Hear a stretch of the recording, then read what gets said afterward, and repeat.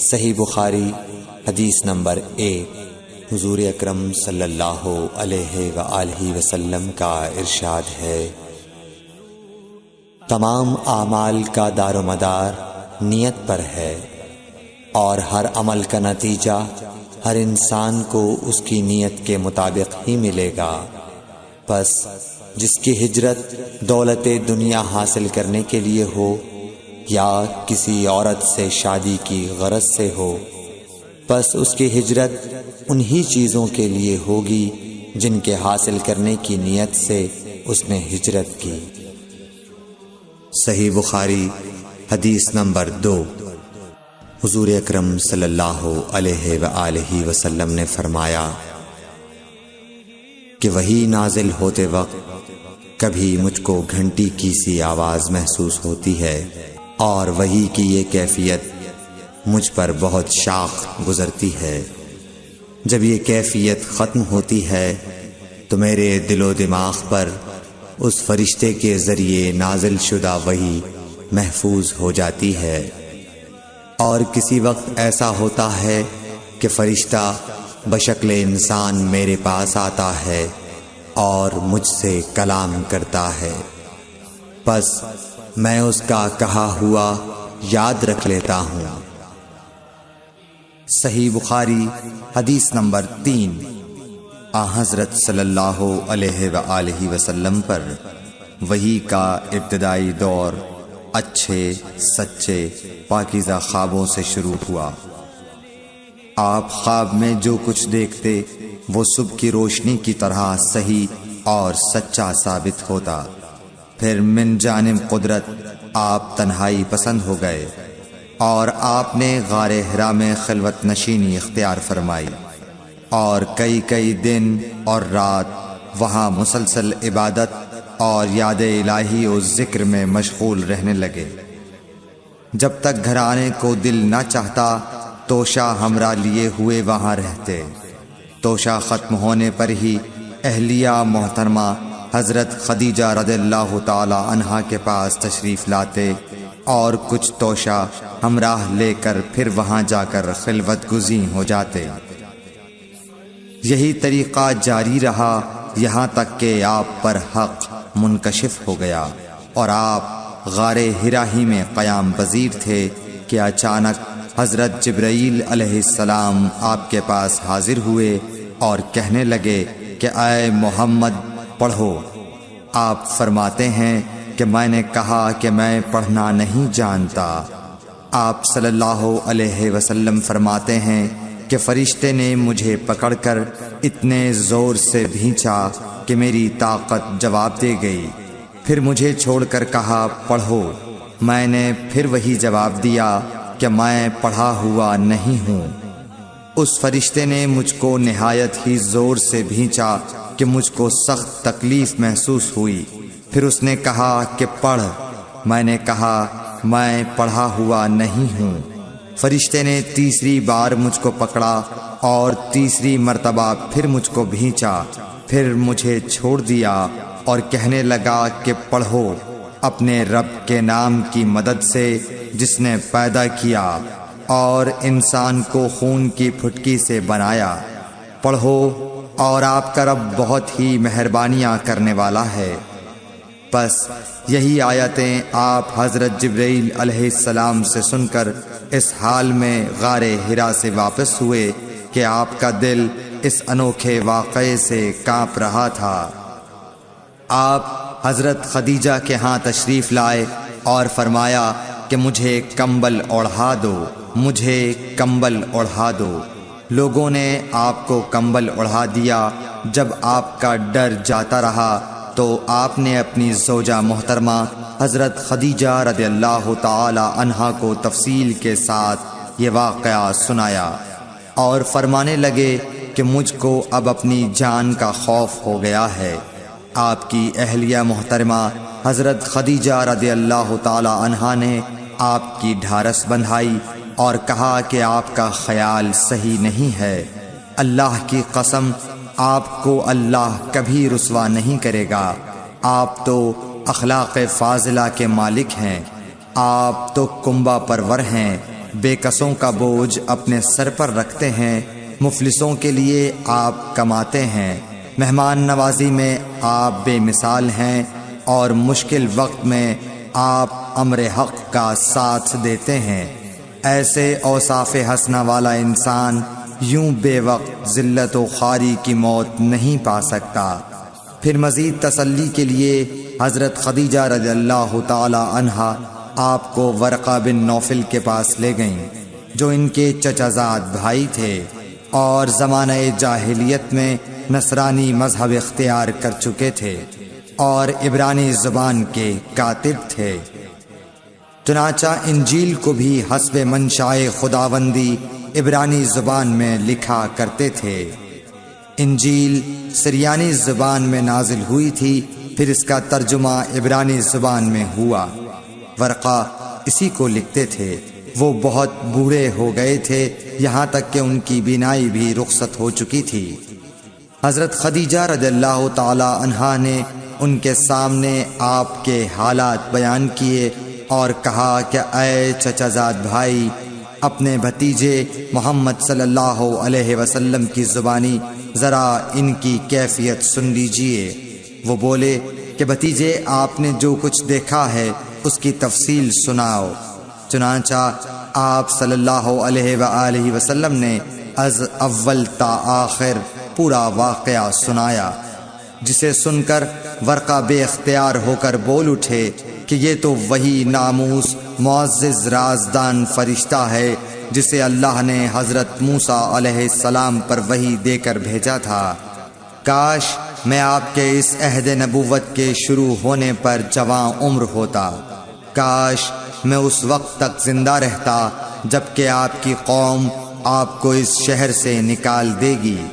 رسول کریم صلی اللہ علیہ وآلہ وسلم نے یہ سن کر تعجب سے پوچھا کہ کیا وہ لوگ مجھ کو نکال دیں گے، حالانکہ میں تو ان میں صادق و امین و مقبول ہوں۔ ورقہ بولا، ہاں یہ سب کچھ سچ ہے، مگر جو شخص بھی آپ کی طرح امر حق لے کر آیا لوگ اس کے دشمن ہی ہو گئے ہیں۔ اگر مجھے آپ کی نبوت کا وہ زمانہ مل جائے تو میں آپ کی پوری مدد کروں گا، مگر ورقہ کچھ دنوں کے بعد انتقال کر گئے۔ پھر کچھ عرصے تک وحی کی آمد موقوف رہی۔ صحیح بخاری حدیث نمبر 4۔ حضور اکرم صلی اللہ علیہ وآلہ وسلم نے وحی کے رک جانے کے زمانے کے حالات بیان فرماتے ہوئے کہا کہ ایک روز میں چلا جا رہا تھا کہ اچانک میں نے آسمان کی طرف ایک آواز سنی اور میں نے اپنا سر آسمان کی طرف اٹھایا۔ کیا دیکھتا ہوں کہ وہی فرشتہ جو میرے پاس غار حرا میں آیا تھا وہ آسمان و زمین کے بیچ میں ایک کرسی پر بیٹھا ہوا ہے۔ میں اس سے ڈر گیا اور گھر آنے پر میں نے پھر کمبل اوڑھنے کی خواہش ظاہر کی۔ اس وقت اللہ پاک کی طرف سے یہ آیات نازل ہوئیں، اے لحاف اوڑھ کر لیٹنے والے، اٹھ کھڑا ہو اور لوگوں کو عذاب الہی سے ڈرا اور اپنے رب کی بڑائی بیان کر اور اپنے کپڑوں کو پاک صاف رکھ اور گندگی سے دور رہ۔ اس کے بعد وہی تیزی کے ساتھ پے در پے آنے لگی۔ صحیح بخاری حدیث نمبر 5۔ رسول اللہ صلی اللہ علیہ وآلہ وسلم نزول قرآن کے وقت بہت سختی محسوس فرمایا کرتے تھے، اور اس کی علامتوں میں سے ایک یہ تھی کہ یاد کرنے کے لیے آپ اپنے ہونٹوں کو ہلاتے تھے۔ ابن عباس رضی اللہ تعالی عنہ نے کہا، میں اپنے ہونٹوں کو ہلاتا ہوں جس طرح آپ ہلاتے تھے۔ سعید کہتے ہیں، میں بھی اپنے ہونٹ ہلاتا ہوں جس طرح ابن عباس رضی اللہ تعالی عنہ کو میں نے ہلاتے دیکھا۔ پھر انہوں نے اپنے ہونٹ ہلائے۔ ابن عباس رضی اللہ تعالی عنہ نے کہا، پھر یہ آیت اتری کہ اے محمد، قرآن کو جلد جلد یاد کرنے کے لیے اپنی زبان نہ ہلاؤ۔ اس کا جمع کر دینا اور پڑھا دینا ہمارا ذمہ ہے۔ حضرت ابن عباس رضی اللہ تعالی عنہ کہتے ہیں، یعنی قرآن آپ صلی اللہ علیہ وآلہ وسلم کے دل میں جمع دینا اور پڑھا دینا ہمارے ذمہ ہے۔ پھر جب ہم پڑھ چکے تو اس پڑھے ہوئے کی اتباع کرو۔ ابن عباس رضی اللہ تعالی عنہ فرماتے ہیں، اس کا مطلب یہ ہے آپ اس کو خاموشی کے ساتھ سنتے رہو، اس کے بعد مطلب سمجھا دینا ہمارے ذمہ ہے۔ پھر یقیناً یہ ہماری ذمہ داری ہے کہ آپ اس کو پڑھو، یعنی اس کو محفوظ کر سکو۔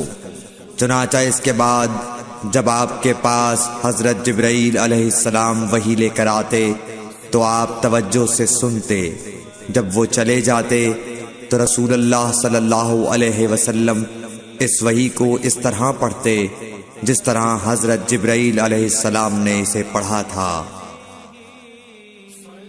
صحیح بخاری حدیث نمبر 6۔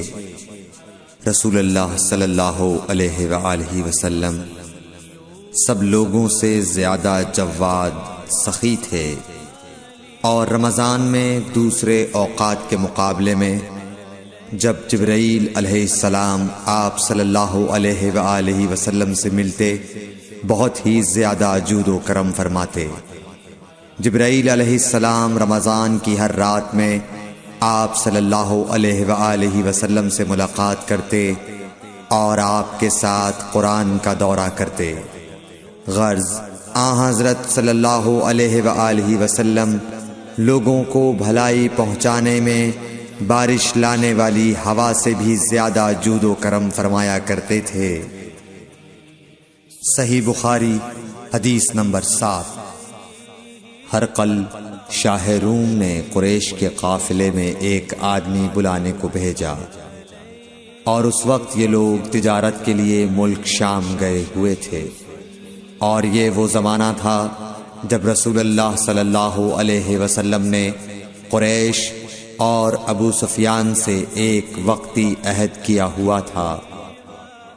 جب ابو سفیان اور دوسرے لوگ ہرقل کے پاس ایلیا پہنچے جہاں ہرقل نے دربار طلب کیا تھا، اس کے گرد روم کے بڑے بڑے لوگ، علماء، وزراء و امراء بیٹھے ہوئے تھے۔ ہرقل نے ان کو اور اپنے ترجمان کو بلوایا، پھر ان سے پوچھا کہ تم میں سے کون شخص مدعی رسالت کا زیادہ قریبی عزیز ہے؟ ابو سفیان کہتے ہیں کہ میں بول اٹھا کہ میں اس کا سب سے زیادہ قریبی رشتہ دار ہوں۔ یہ سن کر ہرقل نے حکم دیا کہ اس ابو سفیان کو میرے قریب لا کر بٹھاؤ اور اس کے ساتھیوں کو اس کی پیٹھ کے پیچھے بٹھا دو۔ پھر اپنے ترجمان سے کہا کہ ان لوگوں سے کہہ دو کہ میں ابو سفیان سے اس شخص یعنی محمد صلی اللہ علیہ وسلم کے حالات پوچھتا ہوں، اگر یہ مجھ سے کسی بات میں جھوٹ بول دے تو تم اس کا جھوٹ ظاہر کر دینا۔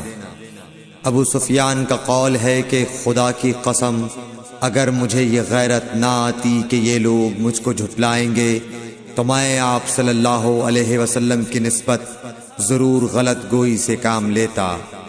خیر، پہلی بات جو ہرقل نے مجھ سے پوچھی وہ یہ کہ اس شخص کا خاندان تم لوگوں میں کیسا ہے؟ میں نے کہا وہ تو بڑے اونچے عالی نسب والے ہیں۔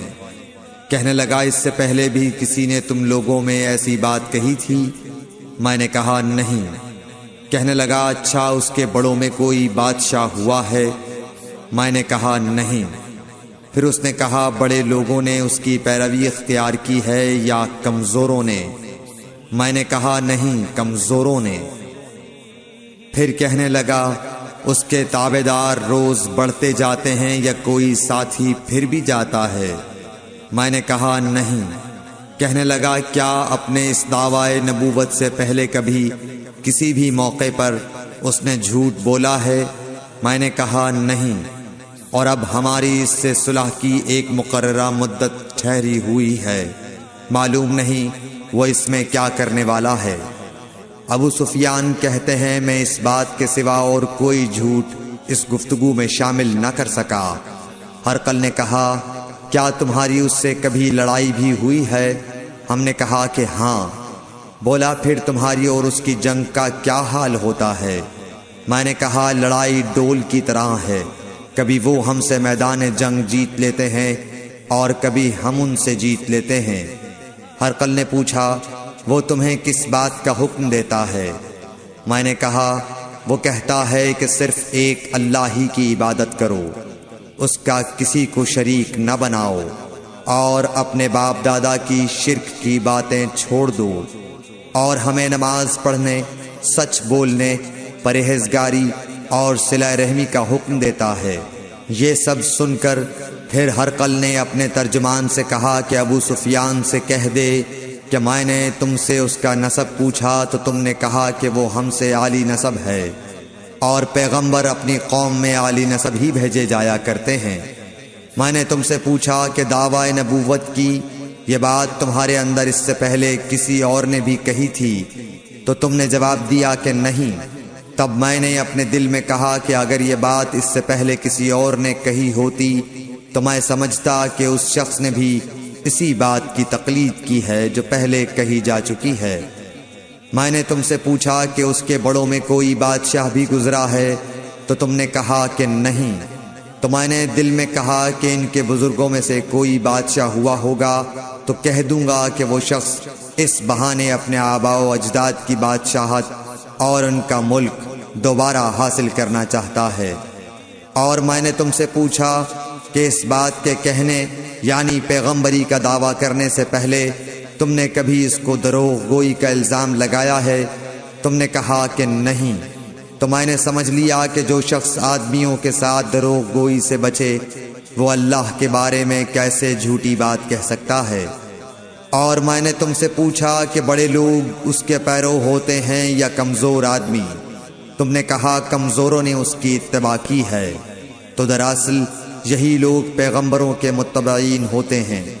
اور میں نے تم سے پوچھا کہ اس کے ساتھی بڑھ رہے ہیں یا کم ہو رہے ہیں؟ تم نے کہا کہ وہ بڑھ رہے ہیں، اور ایمان کی کیفیت یہی ہوتی ہے حتیٰ کہ وہ کامل ہو جاتا ہے۔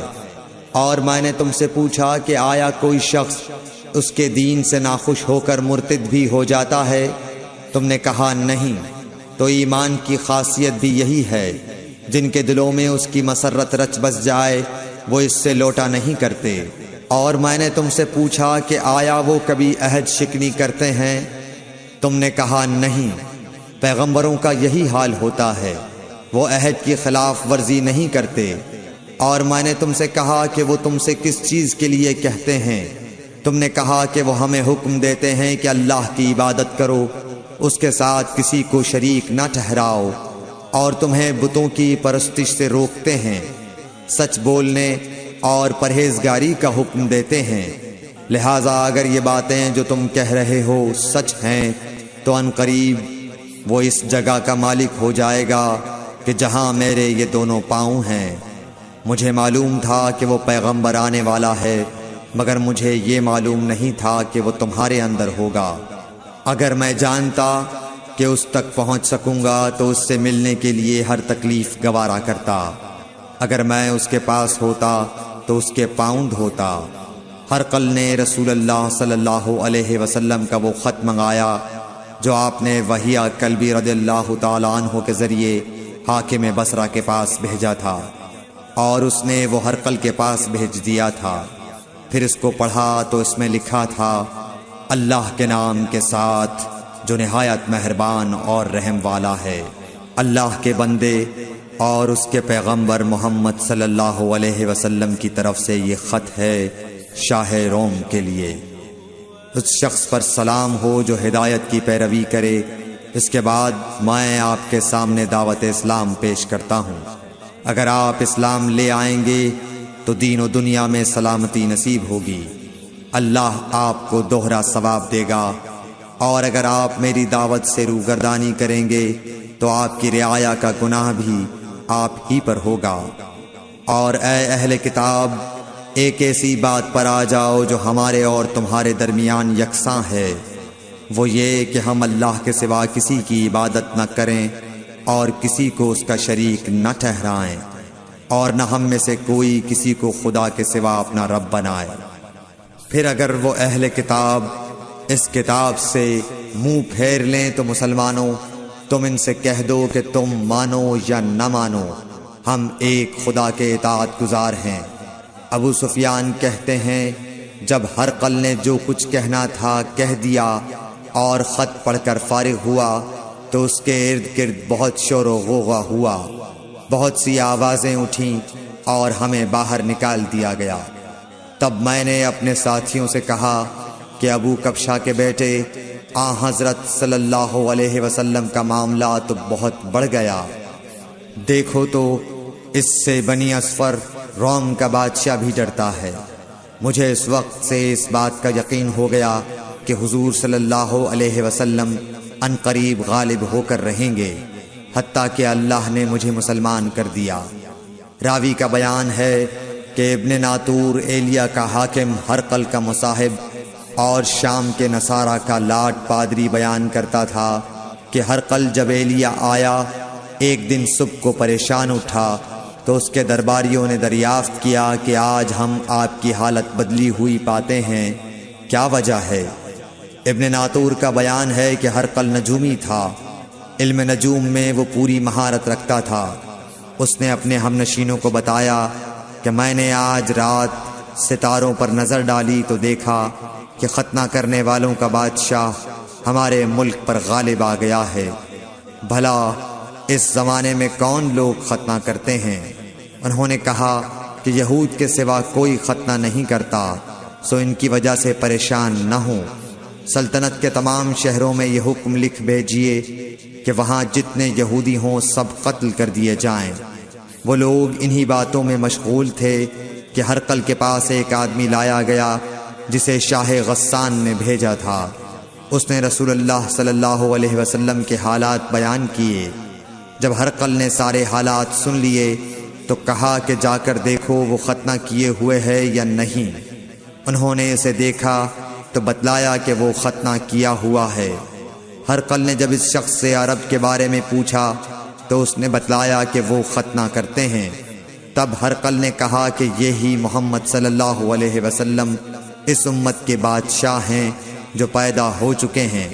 پھر اس نے اپنے ایک دوست کو رومیہ خط لکھا اور وہ بھی علم نجوم میں ہرقل کی طرح ماہر تھا۔ پھر وہاں سے ہرقل حمص چلا گیا، ابھی حمص سے نکلا نہیں تھا کہ اس کے دوست کا خط اس کے جواب میں آ گیا۔ اس کی رائے بھی حضور صلی اللہ علیہ وسلم کے ظہور کے بارے میں ہرقل کے موافق تھی کہ محمد صلی اللہ علیہ وسلم واقعی پیغمبر ہیں۔